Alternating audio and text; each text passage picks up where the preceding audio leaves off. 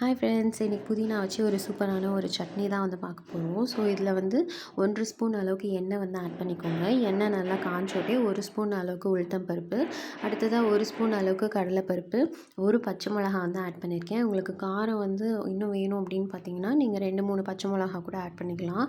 அடுத்தது ஒரு medium size வெங்காயம் வந்து இந்த மாதிரி நீளமாக கட் பண்ணது இதோட ஆட் பண்ணிவிட்டு நல்லா ஃப்ரை பண்ணிவிடுங்க. அடுத்ததாக இதில் வந்து 3 பல் வந்து பூண்டையும் வந்து ஆட் பண்ணிக்கோங்க.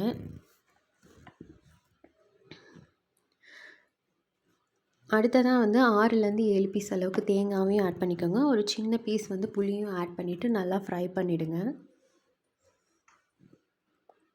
இந்த மாதிரி நல்லா ஃப்ரை பண்ணோட்டே இதில் வந்து 1/4 கட்டு அளவுக்கு நீங்கள் வந்து புதினா வந்து ஆட் பண்ணிக்கோங்க. இந்த டிஷ்க்கு தேவையான அளவுக்கு சால்ட்டையும் ஆட் பண்ணிவிட்டு ஒரு 1 மினிட் ஃப்ரை பண்ணிவிட்டு ஆற வச்சு மிக்சியில் கிரைண்ட் பண்ணி நீங்கள் தனியாக எடுத்து வச்சுருங்க. அடுத்ததாக தாளிப்பு பார்த்தீங்கன்னா 1 ஸ்பூன் அளவுக்கு ஆயில், அப்புறம் கடுகு, உளுத்தம் பருப்பு, கடலைப்பருப்பு, கொஞ்சமாக கருவேப்பிலையும் போட்டுட்ட பிறகு இந்த அரைச்சி வச்ச சட்னி வந்து இந்த தாளிப்பில் ஆட் பண்ணிவிட்டு நல்லா மிக்ஸ் பண்ணிவிடுங்க. மிக்ஸ் பண்ணிட்ட பிறகு நீங்கள் சர்வ் பண்ணலாம். ஒரு இட்லிக்கோ ஒரு தோசைக்கோ வந்து இது வந்து சூப்பராக இருக்கும். ஸோ டேஸ்ட் பண்ணி பார்த்துட்டு எப்படி இருக்குன்ட்டு சொல்லுங்கள். லைக் பண்ணுங்கள், ஷேர் பண்ணுங்கள், கமெண்ட் பண்ணுங்கள், மறக்காமல் சப்ஸ்கிரைப் பண்ணுங்கள். Happy tasting.